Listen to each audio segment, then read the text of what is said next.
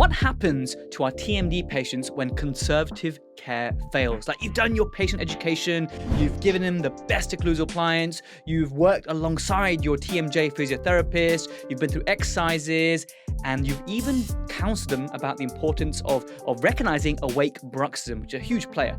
And all this stuff isn't working. What happens next? Well, depending on your diagnosis, the next step for some patients will be to see a maxillofacial surgeon, but not any old maxillofacial surgeon. You ideally want to send someone who's got interest in TMJ and TMD. So I've got today a private physician, private maxillofacial surgeon in the UK who exclusively treats TMD. So what this guy doesn't know about surgery and TMJ and what happens in the latter parts once conservative care fails, how the referrals manage, when should we refer these patients, which patients are suitable for referral to MaxFax once conservative care fails. Let me give you a clue. If your primary diagnosis is muscular, then you really need to go and exhaust conservative care and the physio. And by the way, most TMDs are of a muscular nature. They're myalgia, they're myofascial pain, and there's no real scope for surgery when it comes to muscles that are upset. That's when we really need to give the best conservative care we can and involve a pain specialist sometimes, potentially Botox, and lots more, which we will discuss. Now, if you want to learn more about occlusal appliances, bruxism as a GDP, as a restorative dentist who wants to just not be afraid of doing a TMJ exam when the patient comes in an emergency slot and they're complaining of pain from their jaw, or they got like a facial pain, and you take a step back and you think, whoa, I have no idea what I'm doing here, then I've set up a course just for you. You guys know that my flagship course is SplintCourse. So it's www.splintcourse.com. I've just relaunched it. It's got hundreds of very happy delegates all over the world, and we're continually, it's like a little family, little community on Facebook. We have these monthly meetups on Zoom, but the entire course is online, on demand. Dentists from Singapore, Estonia, Ghana recently as well, India, all over the world, UK, loads from the UK and US have joined the course and now are implementing knowledge that they can help their patients with bruxism management and TMD and relaxing the muscles and just doing a good examination of the joints and muscles. I initially set this course up because I was so confused many years ago about which splint do you give when. How do you give a really good Michigan splint? How do you actually adjust a soft splint so it's got some sort of occlusion, right? A lot of times soft splints, we've been guilty of just, grab and go and just give it to the patient and let them leave and claim your 12 UDAs or whatever it might be. But actually, there's a little trick that you can do to get some occlusion on your splint. Now, I cover all of this in a lot of depth with clinical lectures and visual animations, PDF downloads, you name it. I've really made something I'm super proud of. And I know that's going to help you save time, be less stressed, and actually be able to charge appropriately for your appliances with confidence. But don't take my word for it. Have a listen to Aoife Egan, one of my lovely SplintCourse delegates. I admire Aoife so much because she demonstrates that it's all about implementation. Knowledge is nothing about implementation. So I want to congratulate Aoife for applying the knowledge from SplintCourse. Have a listen to her experiences. My experience with undergraduate and postgraduate was very similar, and in both cases, and I felt it was lacking. So when I started Jazz's SplintCourse and I was going through all the modules, I just found it such a welcome shift in thinking, and I was really delighted to have come across it, because I felt that it was the first time I was finally going to be able to really apply and kind of actually use all of the information. It was very logical compared to the theory-based approach that I had experienced before that. So I started this course in December, I think, and so I kind of got through all of the information by about, I think, the end of January, and then as it happened, I was coming back from maternity leave at that stage. So in the last 6 weeks or so, I've applied so much of the principles from Jazz's course already, and it's just been great. Just immediately my diagnosis has been better. Even something as simple as, before I had always just written as part of my notes, extraoral examination, TMJ, and then a note about it. But now I actually understand what it means if there's a click, or, I just have found my notes are more detailed, and I'm not just kind of noting it and then doing nothing about it. I'm actually kind of acting on my diagnosis a little bit more. Sorry. Okay.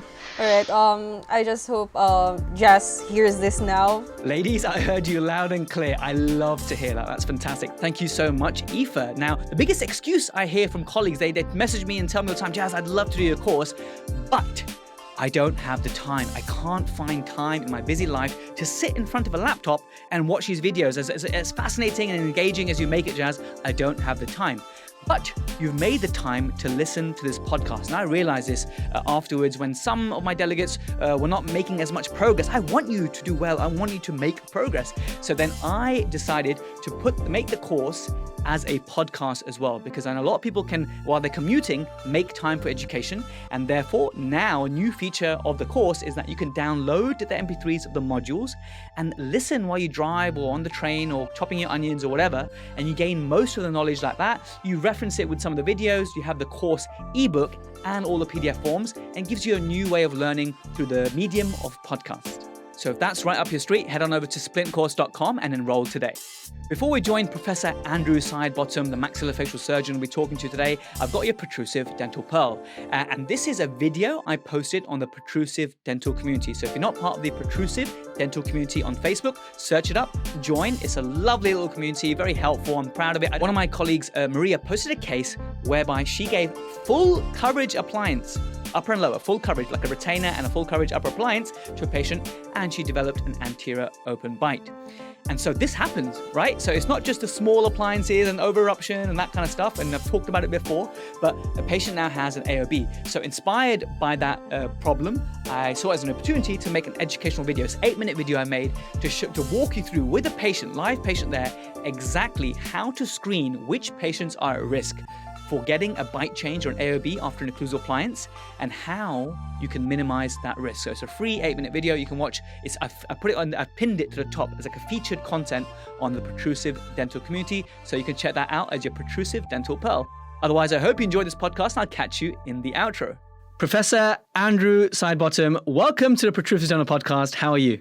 I'm good, thanks. Jazz, how are you? I'm great. I literally just came back from Porto on holiday. We took 16 dentists to learn vertical preparations with George Andre Cardoso in Portugal, which was amazing. I'm feeling a little bit tired. I've got a few ulcers. I've lost my voice a little bit, typical. But hey, I'm good. I heard about your weekend before we hit recording, very family orientated, which was nice. Like, how do MaxFax people, how do you get time to have a life? Serious question. Like, you guys must be so busy. How do you manage it? So, I mean, I think I stepped down from my NHS work 18 months ago and just do private work now, which has given me an extra day a week. But yeah, it was chaos before, and doing a 1 in 4 on call was hard work. But I'm enjoying life a bit more now. I'm so glad to hear that. And please give us a flavor. And I want to know as well, with going private at OMFS, like do you have your own niche within OMFS? And what are the type of surgeries that you have niched into? Okay, so as an NHS consultant for 20 years, I developed a practice in TMD and facial deformity. I became one of the go-to people for TMJ problems from other OMFS around the UK and Europe. And the facial deformity side of it fits in nicely. In addition, all of us kind of do wisdom teeth and dental-alveolar work as well. And I still love doing the basic dental-alveolar surgery. I just like getting my hands wet. So that's great doing that. And so my private work, probably about 60% is TMD based.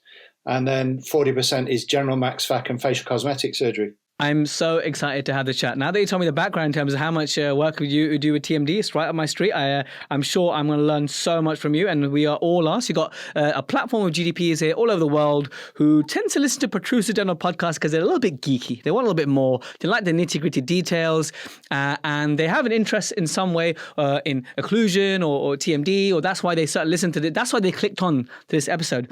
So let's scratch that itch for so many listening. So first just tell us where you work. Tell us where you work and how did you get into that niche of TMD? Because most dentists I speak to want to stay as far away from it as possible. And I think that's true of most max fac surgeons as well. Yes.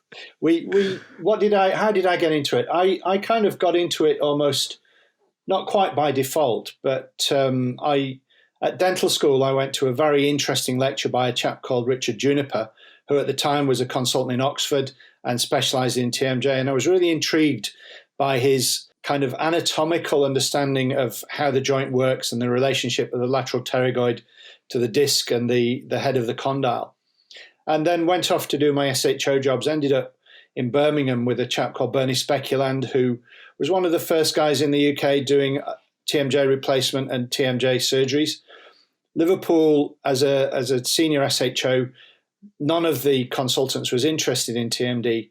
So I got dumped with all of that work by the seniors and thought I ought to start learning about it. Went back to med school, married an orthopedic surgeon, and by default, therefore, you've got to know a little bit about joints, and went through, did my higher surgical training in Liverpool with a guy called John Cooper, who again was interested in TMD, and came to Nottingham, and just that was part of one of my areas of interest, along with facial deformity, craniofacial surgery, and just developed the TMJ stuff along those lines and set up a specialist clinic literally in my first week in 2001 as a max fac surgeon in Nottingham. And having the time to spend with the patients at the first visit when they get referred to secondary care is the key to management of these patients. It's spending time with them. That is brilliant. I love your story and how one stemmed from another, and the fact that you married an orthopedic surgeon, I think gives you an edge for sure. It totally gives you an edge. I love that.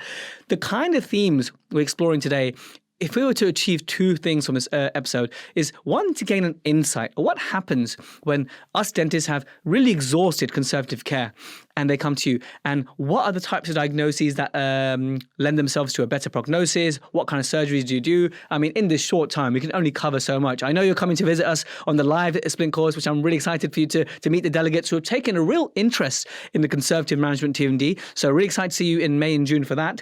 But the first question is, what do you think, what is the level of care that you want general dentists to have carried out before that patient is referred to you? Because, and please do tell me what percentage of referrals that come to you, you sort of bounce back and say, actually, there's no indication for surgery. And then do you sometimes just take over and do the job that perhaps you feel that our colleagues should have done? Yeah.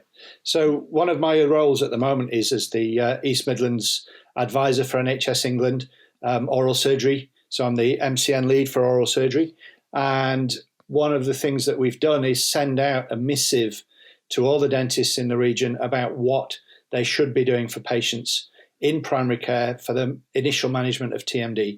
The guys in Derby audited the referrals before and after that and found very little change in practice, and that round about 80% of patients hadn't had a basic rest anti-inflammatories bite splint protocol before they came into hospital. The Royal College of Surgeons guide suggests that patients should have a 6 months of conservative treatment prior to referral in.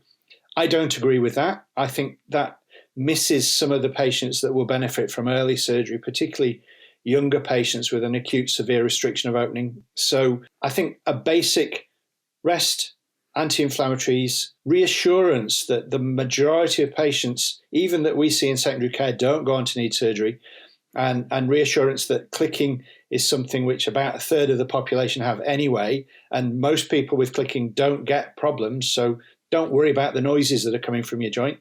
We don't worry about noises in our knees and hips and shoulders, so we shouldn't worry as much about TMJ noises as some people stress.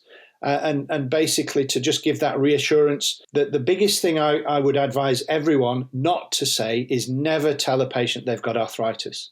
Because as soon as you say that, they assume that they're going to need a joint replacement. Mm-hmm. Especially if they start Googling it. Absolutely, yeah. which they do. You know, TMD patients that I've had which eventually watch my dental podcast videos. Can you believe it? My podcasts are meant for dentists, and they search these terms which only a dentist would ever search, right? Yeah. And then they end up with me, and they come, and then I've seen a few of them, and that's kind of like how I've also made a sub-interest in TMD. But my mission was always to be really good with conservative care, because I can treat so many of my patients with really good conservative care.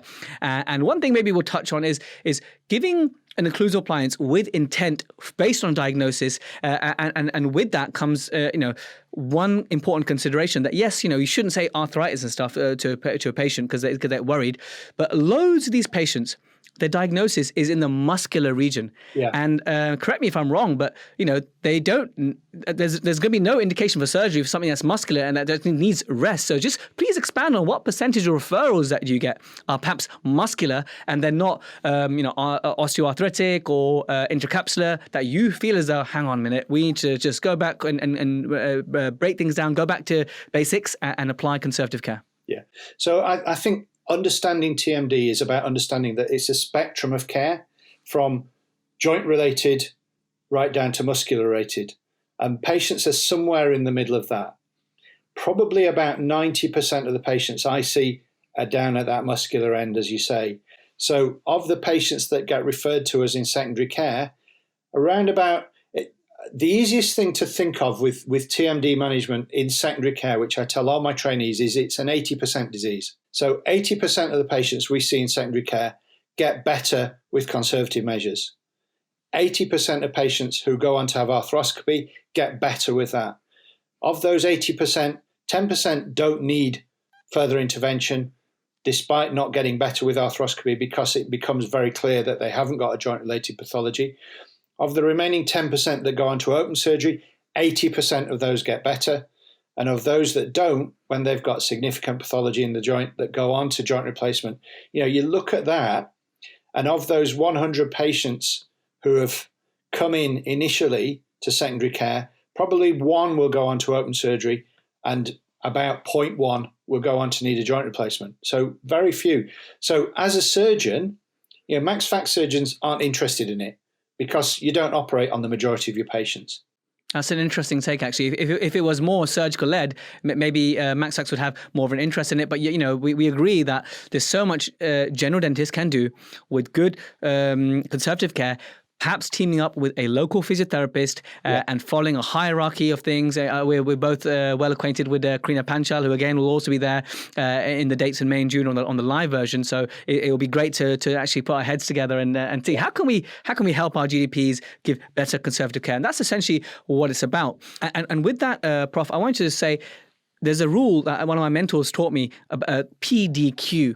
And just as you said, with the clicking, and lots of patients get concerned and worried, and you need to just reassure them, and clicking is normal. PDQ. So it's only really an issue in any real diagnoses within TMD, which is an umbrella term, if it gives a patient pain, if it PD means, dysfunction. Okay, so they're not able to chew properly, or quality of life. If it doesn't satisfy any of those three, then really there's no reason to actually intervene at all, not even with conservative care, really, if it's not giving any of those. Yeah. When any of those three happen, then of course, conservative care. And if that fails, which 20% of the time it may do, but to be fair, I think if we only had a group of patients who had muscular symptoms only, and you gave them really good conservative care, and we can get into a heated debate maybe, but not just give them a soft splint. Okay, we can talk about that towards the end. Then I think we will go beyond 80%. And some of the literature says that, but the general literature, 70 to 90% of patients will get better. Even just without an appliance, just giving them some advice and rest, a physio, no appliance, will do well. And we know that.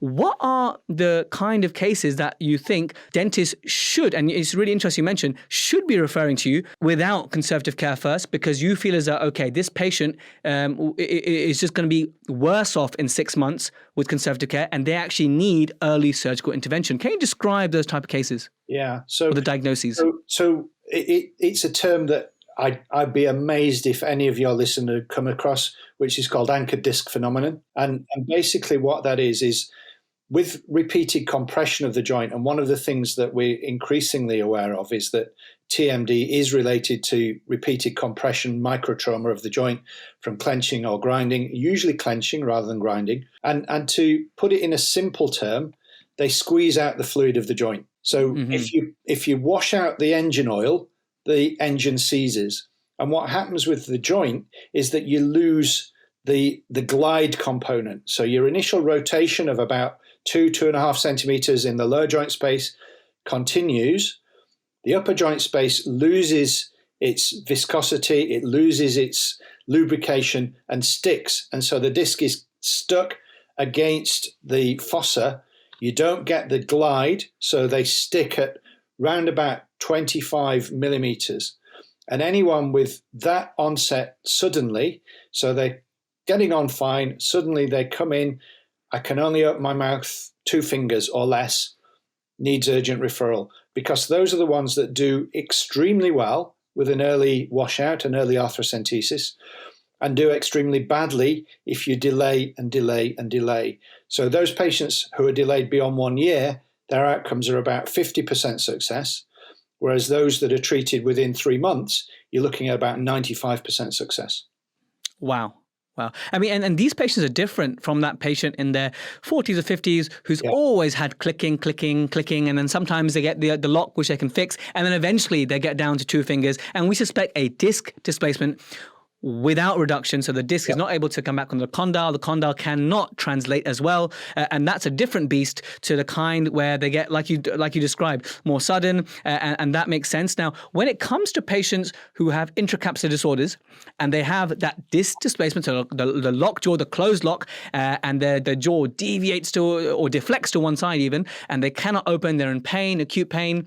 Where do you see the success in conservative care in there? Because this is where I give reduced prognosis to my patients. I can still help a lot of patients. And actually, funnily enough, soft splint with the bite raising can help those patients to recapture and then various things. But the longer that's happened, the worse prognosis. Is there any evidence that early surgical intervention in those kind of cases can help? Or what would you advise general dentists to do in those acute disc displacements without reduction? Yeah. So I think a lot of this is dependent on understanding the basic kind of pathophysiology of what's going on. So what you've got with disc displacement is that you've got compression of the joint. And if you compress the joint often enough, it starts getting thin and the retrodiscal tissues stretch and then the disc slips forward. So when you open, you go past the back end of the disc and then you get the click as it relocates in position. The click can also occur because the retrodiscal tissues thicken in adaptation to the increased load, and that can also click over those. So those are the ones that you can get click sometimes. The reason you get a lock isn't the kind of old-fashioned thought process is that the disc is just stuck there in front of the joint. What actually is probably happening is that you're getting to a certain point on the retrodiscal tissues. The tissues are so inflamed and uncomfortable that the muscles stop it and they go into spasm and they stop you moving forwards. So that's either spasm of the lateral pterygoid on the front end of the disc or spasm of the opening muscles, the masseter temporalis, which literally, because it's painful, it stops you moving. It's like a limp. You don't on purpose limp when you've sprained your ankle. And it's the same with your TMJ. Your body knows that it's going to be painful and it suddenly says, I'm not going to move there. And then your jaw deviates over towards the side where the pathology is, and you get that restricted opening. So trying to release the muscle spasm, trying to offload the joint with your splint is going to help that patient in the initial phases. And probably you will get significant number of those patients improved with good splint therapy, good rest, and avoidance of that whilst you're waiting for a referral onwards.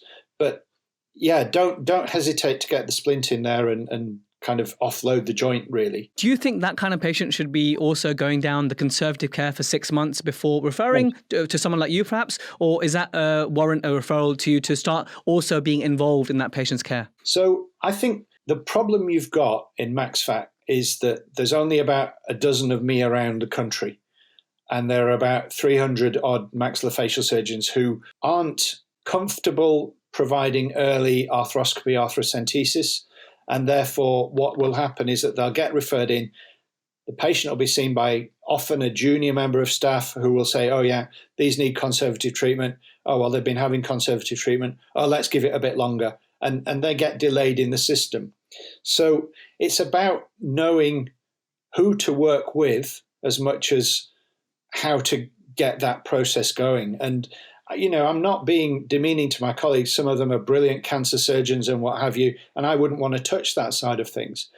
But similarly, it's an awareness that you've got your own limitations of what you're comfortable with, then it's probably worth referring into somebody who does have, and most regions will have one or two surgeons who have an interest in TMD management. And it's really about finding out who that is in your area and working with them to kind of get those patients referred into that clinic.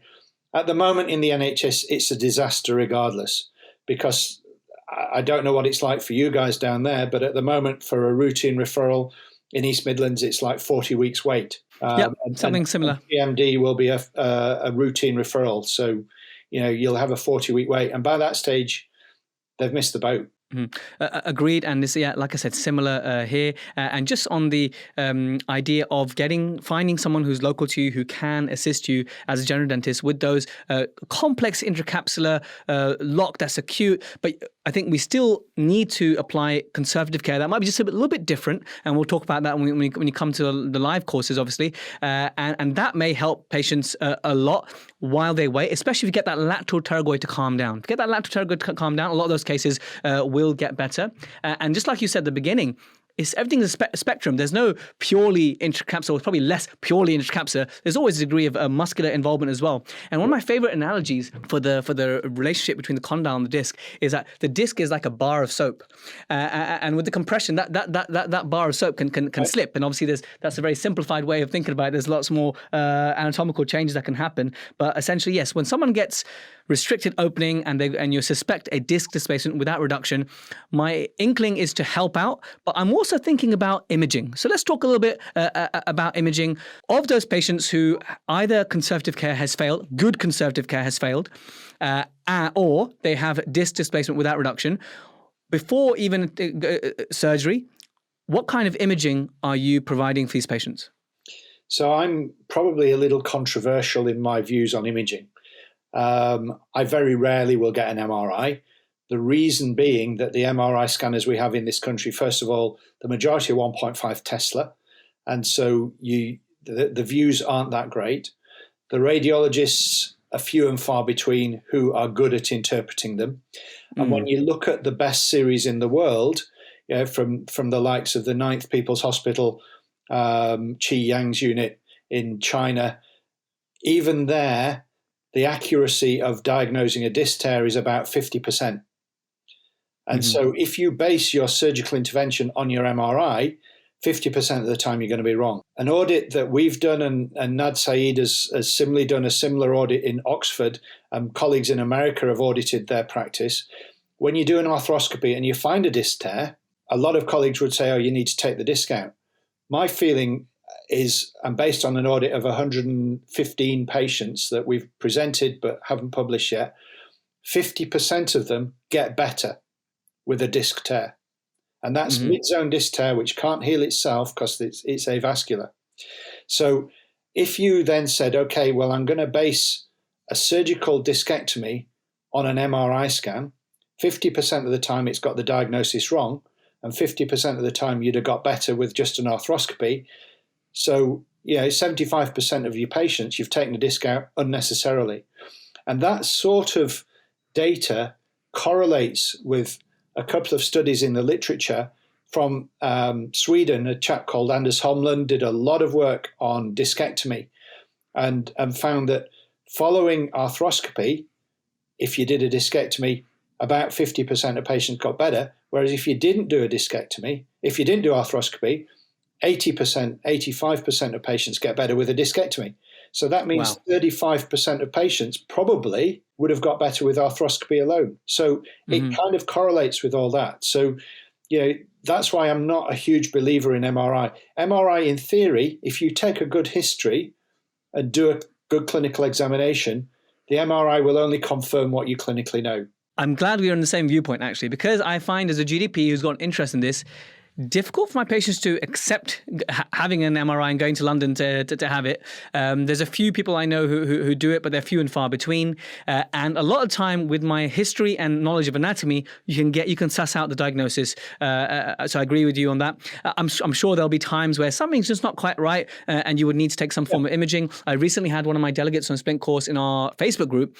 He posted a case where acute pain on the right, limited opening with a deflection. So we were discussing, okay, we suspect disc displacement without reduction on the right side, but it's quite sudden onset. Can we explore? So he referred on, and they did take an image. Now I'll have to check. I'll put this in the show notes exactly what type of imaging it was, because I don't want to get it wrong. We know that MRIs are good for looking at the disc and soft tissues. We know that CBCTs are better for hard tissues, but they did diagnose a right side condylar fracture, which was fascinating, and they were surprised in the report that they wrote. So yeah, those kind of things. Yeah, when something's really unusual, then I'm sure you guys would do that. But for many cases, it may not change your management. Is that fair to say that with your differential diagnosis with that imaging, it may not change your management with the presence of an MRI? I think the other thing that you need to understand about an MRI, if you've ever had an MRI, you will understand. For my shoulder, I have, yes. Yeah. So it takes about 30 minutes.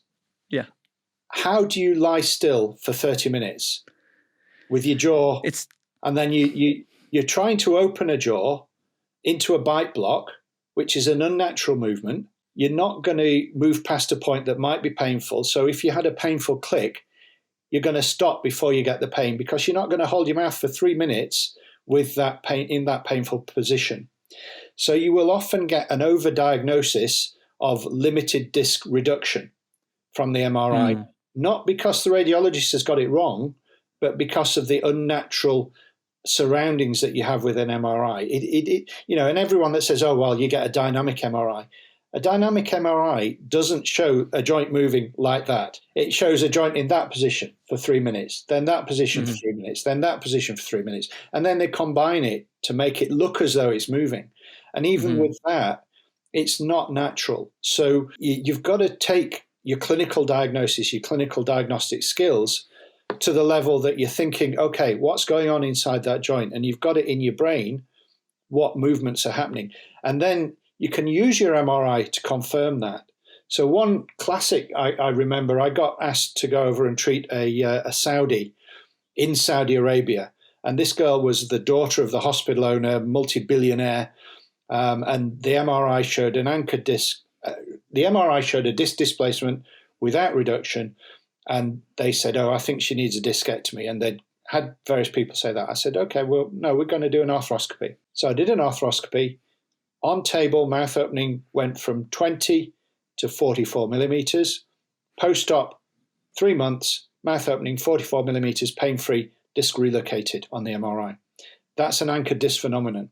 But what the scan had shown is that the disc was stuck in front of the joint. So you've got to listen to what the patient's saying, listen to your experience and work through that and think, okay, what could be causing this? And the anchored disc phenomenon it tends to be under 30s. So always beware of these younger patients with an acute severe restriction. Yeah, the majority of kind of teenagers, it's myofascial pain. Been caught out a few times with new diagnosis of rheumatoid arthritis or inflammatory arthritis. A few others that you get this acute severe anchored disc phenomenon. But a lot of the patients under 30, it's muscular. But those acute severe restrictions, it's going to be an anchored disc before it's going to be a disc displacement without reduction. Well, that's a really great insight. And just to add to an MRI study that was done, and I'll put the exact reference in the show notes. You're probably familiar with the study where they had symptomatic patients and they took an MRI, but they had asymptomatic patients and they took an MRI of the joints. And they found that a quarter to a third of these asymptomatic group have a disc displacement with reduction and had pathology. And then about a third of the patients with symptoms had no pathology on the MRI. And what it also goes to show is that we very much need to respect the biopsychosocial model of disease. And just because those patients had a MRI diagnosis of disc displacement with reduction, they had some sort of pathology per se, it didn't correlate to pain. And what physical abnormalities or pathophysiology or problems, they don't always manifest as pain because pain is a very complex beast. Do you work with other specialists when it comes to pain management? Because I imagine that that's a big part of what you do. Please tell us more about your reflections on the relationship between an actual disc injury or positive finding or lack of and pain. Yeah. So I think the first link you were saying about working with a physiotherapist, the more treatments I've carried out, the more I've worked with physiotherapists. So I've got now about 6 or 7 physios that I work with around the country. All of them are pretty much specialist TMJ physios. You can access them through the acptmd.com website. And Krina, who is on the course, is one of those, and I work very closely with Krina. I've got 3 around Nottingham that I work with, 1 now in Lincolnshire, a couple in Sheffield, and 1 other in London. So these guys are fantastic. And they're also good at emailing you back and saying, Andrew, I've done what I can. Please, can you put a bit of Botox into this muscle? Because I think that's something which is very good at breaking the cycle. The other thing with Botox is that it's very badly taught to dentists by and large. So it's injected too superficially, it's injected in the wrong places, it risks damage to the zygomaticus muscle, which runs from the front of the zygoma to the corner of the mouth. Because one of the areas of major muscle spasm is the upper anterior masseter, just here. And if you try to inject that, it will leak into the zygomaticus, which is just next to it, and you'll end up with a patient that can't smile for 4 months. And so they won't thank you for that. So when you're injecting with Botox, you've got to find where your muscle spasm is.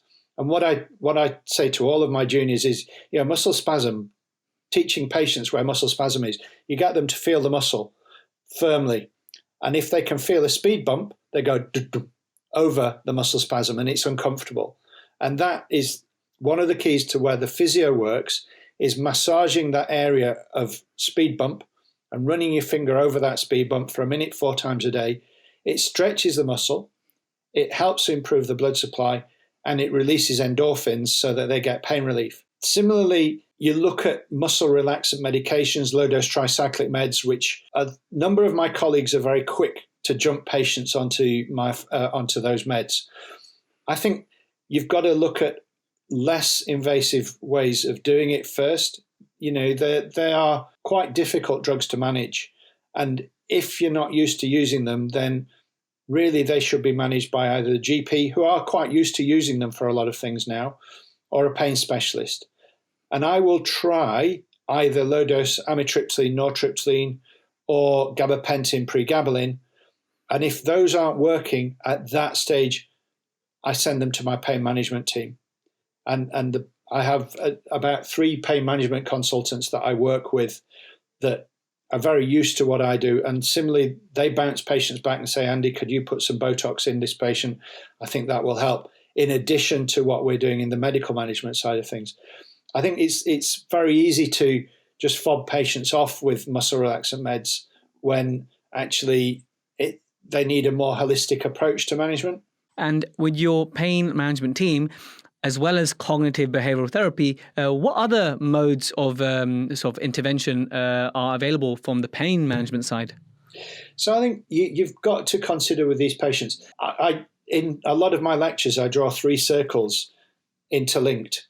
And there's internal derangement, there's osteoarthritis, and there's myofascial pain. And then there's a double arrow feeding into all of that saying psychology. Because if a patient has anxiety or depression, they're more likely to clench and they're more likely to feel pain. If a patient has pain, they're more likely to become anxious, depressed, and clench their teeth. So it's a 2-way cycle that you've got to look at. So there's the occasional patients. I treat 2 consultant psychiatrists. It's always interesting having that feedback with them about, you do realize that you need to see psychological management techniques and saying, yeah, we do these things and blah, blah, blah. But yes, you've got to interact with psychologists, with CBT therapists, with psychiatrists on occasion. And Kathy Fan from King's produced a very nice paper where they have developed a tool which works out all the patients that come into their TMD clinic get put onto this tool and it says, this patient is high risk of anxiety, high risk of depression, and then they link in with their psychiatric team to manage that side of the problem as well. And then on top of all that, you've got the medical problems. So you've got the fibromyalgias, the inflammatory arthritis, which you're linking in with the rheumatologists. So over the 20 years of working, I worked with more and more colleagues, and more colleagues worked with me, and it was a beautiful working relationship in the end. I'm sorry I left it. And that's what it's all about, multidisciplinary care. So definitely what it's all about. And I'll put reference again to the OPERA study, which talks all about all those other comorbidities. And I'll put that in the link as well, because we discussed that with an episode of Krina a long while ago. So we've talked a little bit about the kinds of cases that should be seen a little bit sooner, the importance of conservative care, and you gave us some success rates. I love the 80-80-80 sort of rule, if you have. Pareto principle comes to mind. When you talk about arthroscopy, please describe to the general dentist, what is an arthroscopic procedure when it regards to TMD? What are you actually doing? And what is the sort of prognostic features? What are the features that will suggest, okay, this patient has a good prognosis or a bad prognosis from an arthroscopy? Okay, so arthroscopy is usually carried out under general anaesthetic. Patients don't need antibiotic prophylaxis. Orthopedic surgeons have not been using antibiotics for years and years and years for knee arthroscopies. The scopes we use, by and large, are 1.9 millimeter diameter and 30-degree angled. The scope I use now is a disposable 1.2 millimeter end-on viewing scope called an on-point. It's smaller. It's easier to get into the joint. It theoretically causes less damage, but the risk is that sometimes you don't quite get into the anterior recess. The majority of pathology you see on arthroscopy is in the posterior portion or the mid-zone of the disc. Arthroscopy, realistically, unless you've got a disc tear, you're only going to see the upper joint space. So you will miss lower joint space pathology. But you basically distend the joint, you then put in the telescope, and then you look around the joint and you try and work out what's going on. The commonest thing you'll see is that there's folding of the retrodiscal tissues because they're stretched. And so when you open the mouth, you'll see this kind of little wave formation flatten out as you move the scope through the joint. And then the next thing you're going to see is there any inflammation on that tissue? Does it creep up onto the avascular disc, which is called creeping synovitis? And is there a hole in the disc? And you'll see that a chronic tear has a nice rounded edge. An acute tear is a bit more jagged, and probably an acute tear is more likely to heal and the patient get better than a chronic tear. Because what happens with a chronic tear is you get adaptation. What we're doing as surgeons is facilitating the patient to get better. So if you like, we're helping God to get them better. We're not God. I know they say, what's the difference between God and a surgeon? God doesn't think he's a surgeon. But basically what we're doing, or what we should be doing as surgeons, is helping the patient's body to heal itself. And so what you get from an arthroscopy then, and level 1 arthroscopy, is literally putting the scope through the joint, looking around the joint and flushing it out under pressure. You need to do it under pressure because it distends the joint. You need to flush out enough fluid, so you need 200 mils plus of fluid to get rid of the inflammatory mediators, all those free radicals. And what that 200 mils starts doing is getting rid of the free radicals in the lower joint space as well by diffusion through the retrodiscal tissues. And that's work that Dorit Nitzan has looked at from Israel that shows that less than 200 mils, 200 mils is that kind of key 99.9% of all free radicals are got rid of. 100 mils, you're looking at about 97%. 50 mils, it's around about 50-60%. So you really need to be flushing through a lot of fluid. The pressure distends the joint and breaks down adhesions in the joint that are forming.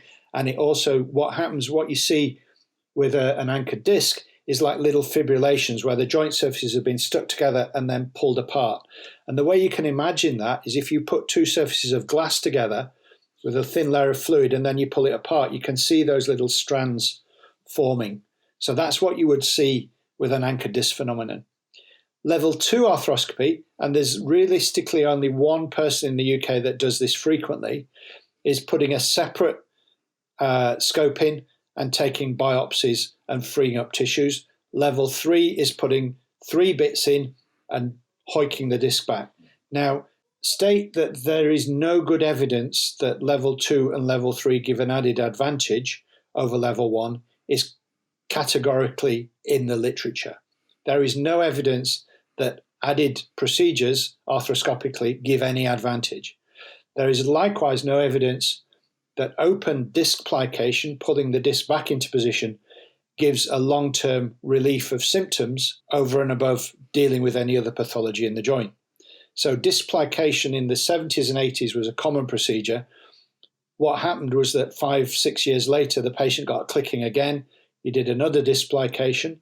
5-6 years later, it comes back again. By that stage, the fact that you've opened the joint 2 or 3 times, you've got a degenerate joint.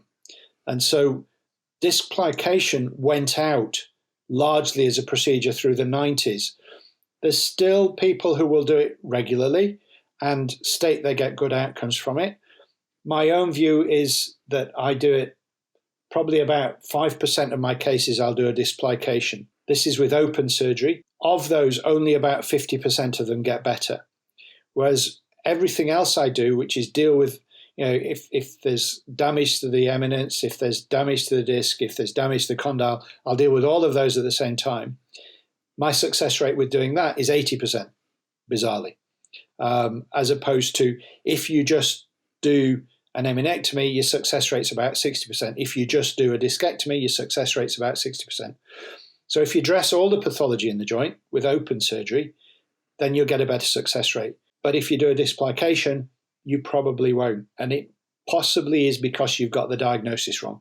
I mean, that's I'm sure there must be, like there is with a dentist, difference in opinions amongst all surgeons. Yeah. And this is where we need more evidence in our profession to know about these, long-term success rates. But a very good insight. Now, when it comes to arthroscopy, as you mentioned, and then you place fluid inside to distend the joint, is that then classified as an arthrocentesis? So, i.e., arthroscopy is the exploration. Is arthrocentesis a fair term to say that that's the flushing of the joint?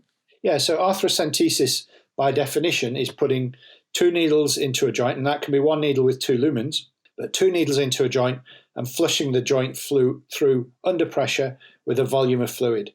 Arthroscopy is exactly the same type of that, but one of those needles is an arthroscope. Got it. And those patients who have a acute disc displacement without reduction, who maybe is in their 40s or 50s and conservative care is not working, they've come to you, is arthrocentesis or arthroscopy the next step for those patients largely? And then if so, is it again an 80% success rate to unlock them? Yeah. So when I've looked at my outcomes, I've got now a series of round about 2,500 patients where I've got the prospective data of.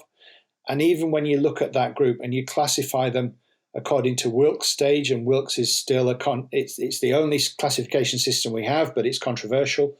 There doesn't seem to be a very clear correlation statistically that a patient with a Wilks 5, which is a severely damaged joint or deranged joint, does significantly better or worse than a patient with a Wilks 2. The trend is that Wilks 2 does better than Wilks 5. But Wilks 5 is like a disc tear, and so 50% of my patients with a disc tear get better.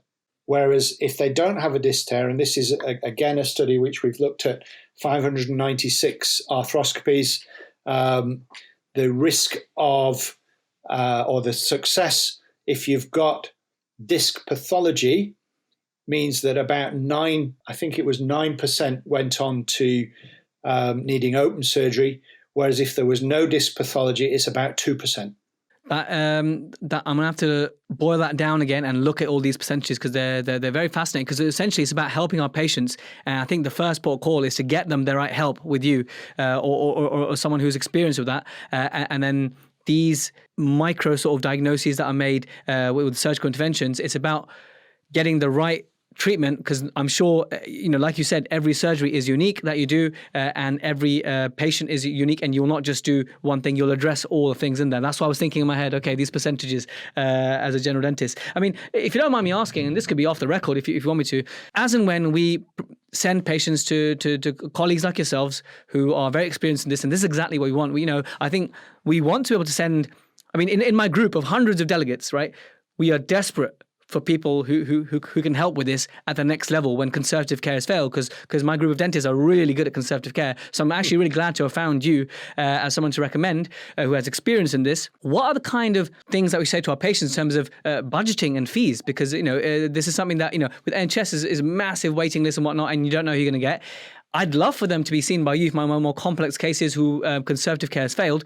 What kind of, because I want to set my patient up, I don't want them to come to you and say, I can't afford this. How does it work with insurance as you charge, and what are the kind of fee structures? So most of the private healthcare insurance companies cover all of the stuff to do with TMD. So a lot of my patients, Bupa, AXA are a problem for me because I'm not fee assured with them, but Bupa, Aviva, WPA, Vitality, etc., all of their fees are covered. Some companies you'll have an excess to pay. Some companies don't cover the surgeon's fees. So for me, AXA cut the fees that they pay by 40% 5 years ago, and I didn't want to accept that fee cut, but that's my choice. Other surgeons will accept their fee rates. So but if you're privately insured, it is covered by and large, and the surgeon should tell you if you're likely to have an excess to pay. You can find out who they're insured by on the PHIN site, which is a government site which all surgeons have to submit their data onto, and it says what they're doing and what they have. The problem with the PHIN is that there isn't a strict code for TMJ arthroscopy until recently. So on that site, I do a lot of ankle arthroscopy and a lot of knee arthroscopy because it's been coded as that. That's changing, and hopefully it will become more apparent. But self-pay, again, it varies between regions. So you will pay a lot more London prices. In Nottingham, for a unilateral TMJ arthroscopy, it's around £3,000. Bilateral about 4.5, and it's usually a day case procedure. So you come in, and that includes the anaesthetist fees. Everything in.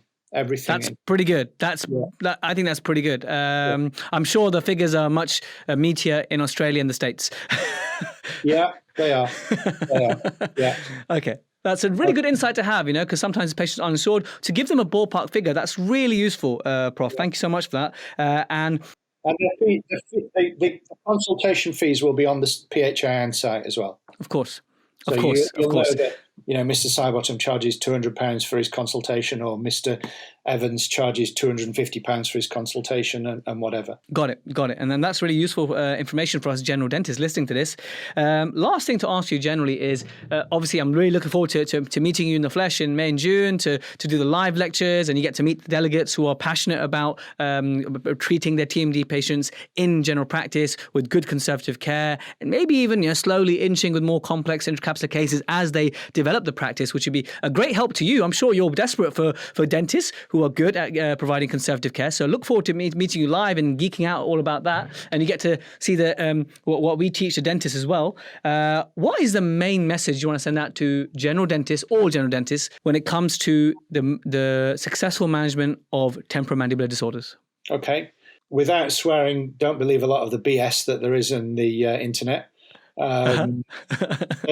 Simple management measures are largely beneficial for the majority of patients. So on my website, andrewsidebottom.co.uk, there's a free to download information leaflet, which I recommend all my patients download, which covers pretty much what I tell them in the initial appointment, which is, first of all, it's not likely to progress the surgery. It's not likely to develop to arthritis. The majority of patients can get better with simple conservative measures. This is what's happening. This is what causes a click. The only things realistically we should be treating in secondary care are patients with persistent pain, restriction, or locking. And locking is, you kind of get stuck as you open or you get stuck as you close, and that is happening relatively frequently. So I wouldn't tackle anyone with just a clicky joint. I don't want to know. They should just be told, yeah, you've got a clicky joint. That's fine. So if 30% of the population, the vast majority of people don't develop problems with that, but you are slightly more prone to develop problems because of it. But just because you've got it doesn't mean that you're going to have problems. Yeah, are you more in demand after the pandemic in the sense that do you think there is, because of the stress and the change and the lifestyle changes and the work from home and you name it, do you feel as though in your practice that these are really surfacing now? Yeah, I think everyone has seen an increase in TMD type issues because, as you say, of the clenching and what have you, the stresses of it all. Obviously, my viewpoint is somewhat skewed because I'm dealing next door to a trust which has a 40-week wait. So before the pandemic, 10% of my patients were self-pay. Now about 50, 60% of my patients are self-pay because they don't want to wait 40 weeks to get a diagnosis. The other interesting thing, which is just an anecdotal aside, I've seen more facial cosmetic surgery in the last year than I have done in the last 8 years. Is that, you mean like facial cosmetic surgery gone wrong? Zoom faces. No, you're just people looking at their face on Zoom and thinking, oh, my chin looks a bit fat, my chin looks flat. Ooh, look at my wrinkles. It's indeed the Zoom boom. Thank you so much, Prof, for giving up your time to come on the podcast today. Really appreciate it. I think we covered a lot of ground today. But like I said, I look forward to meeting you and going a little bit further for those dentists who are already a little bit inclined towards this. So this will also help them, but we're going to go a little bit meatier and a little bit get into nitty gritty. So thank you so much for giving up your time today. Not at all. Cheers. There we have it, guys. Interesting perspective there about what happens if conservative care fails, or what about those complex intracapsular issues? Thankfully, they're not as common as muscular. Muscular issues are far more common, which is why the Splint course can help so many of you who are looking to delve into the world of TMD, but you don't want to go limited to TMD. That's what I do. I'm a restorative dentist. I like doing my rehabs and stuff. I like doing Invisalign, but I'm confident when it comes to TMD consultations. And I refer the really complex ones, which are intracapsular, on because the success rate is lower in those cases. So I'm very good at screening about success and how I can help the majority. And majority's patients just need a bit of TLC, education, physio, and a splint. That's it. Now, if you're looking for a live in-person version of this, it would take like 3 days for it to happen. But if you want a one-day introductory live course, I'll be teaching with Krina Panchal, physiotherapist, at the Dentinal Tubules Congress in October 2022, later this year in Heathrow. So if you want to learn more about that, go to protrusive.co.uk/congress. That's /congress. That will take you to a page more about our course, how to do a TMD examination, how to palpate the muscles, how to come up with a differential diagnosis, and how to work alongside your physio, and which occlusal appliances to consider when. That's what we're covering throughout that day. And the Tubules Congress, if you've never been to it, is electrifying. Such a great atmosphere of dentists. The energy is just through the roof. You've got the best educators, you've got the best parties. So wherever you are in the world, if you want to come to Heathrow, London in October, join the Congress. It'll be amazing to see you. And if you want to book onto my workshop, it's 7 places left only. So check out protrusive.co.uk/congress. I'll catch you in the next episode, guys. Thank you so much.